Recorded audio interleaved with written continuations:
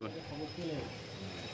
নম্বর ওয়ার্ডে আপনি দেখুন যত কনস্ট্রাকশন হয়েছে ইনলিগালি সব দেখুন। এই সামনেই আপনি দেখতে পাবেন, চলে যান ওই লাইন্স হসপিটালের ওখানে একটা বাড়ি অলরেডি, একটা ফ্ল্যাট অলরেডি হেলে পড়েছে। এটা কবে হেলে পড়ে পরের যে বাড়ি রয়েছে কি রয়েছে সেটার উপর পড়বে তার ভবিষ্যৎ এখন কেউ বলতে পারছে না। ওই ফ্ল্যাটে যারা মালিকানা রয়েছে, যারা নিয়েছে, তারা আস্তে আস্তে ওখান থেকে সরে যাচ্ছে, চলে যাচ্ছে টানেল।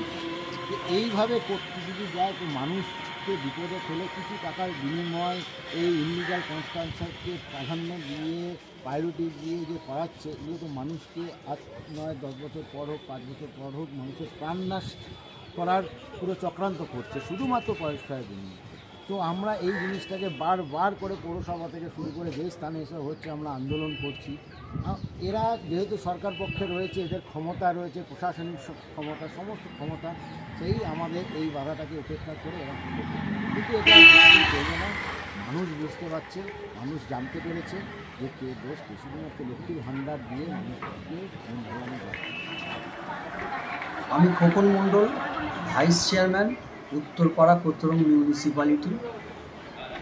এই অঞ্চলেই ওই 7 নম্বর ওয়ার্ডে হিনমটর, সেখানে 52 কাঠা পুকুর ভরাট করে পুরো পুকুর ভরাট হয়ে গেছে। সেখানে বেআইনি একটা প্রমোটিং যে প্রচেষ্টা ছিল সেটা আমরা, অর্থাৎ তৃণমূল কংগ্রেস, ছাত্র যুব এবং SC ST OBC cell, Uttarpara শহর তৃণমূল কংগ্রেসের আমি সভাপতি খোকন মণ্ডল নিজেই, আমরা সমস্ত কর্মীরা গিয়ে সেখানে আমরা 52 কাঠার যে বেআইনি যে নির্মাণ সেটা আমরা বন্ধ করে এসেছি।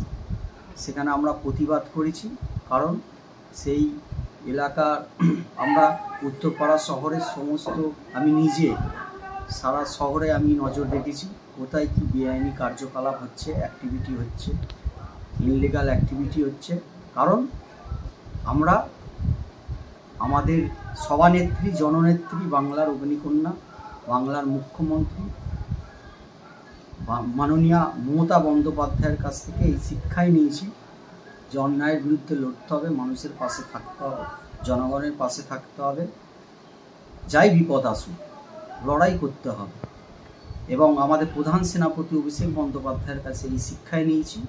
আমরা সেই বেআইনি অ্যাক্টিভিটির বিরুদ্ধে, নির্মাণের বিরুদ্ধে গতকাল অর্থাৎ 10/2/2025 আমরা সবাই একখাট্টা হয়ে প্রতিবাদ করে এলাকার মানুষের সাথে কথা বলে, কারণ এটা আমাদের নজরে, আমরা নজরে রেখেছি সারা শহরকে, এটাও নজরে এসেছে। ইনলিগাল অ্যাক্টিভিটি আমরা হতে দেবো না, বেআইনি ফ্ল্যাট হতে দেবো না। তাই এটা আমাদের প্রতিবাদ। আমরাই তৃণমূল কংগ্রেস, ছাত্র যুব, SC ST OBC সেলের পক্ষ থেকে প্রথম আমরাই এটাকে রুখেছি।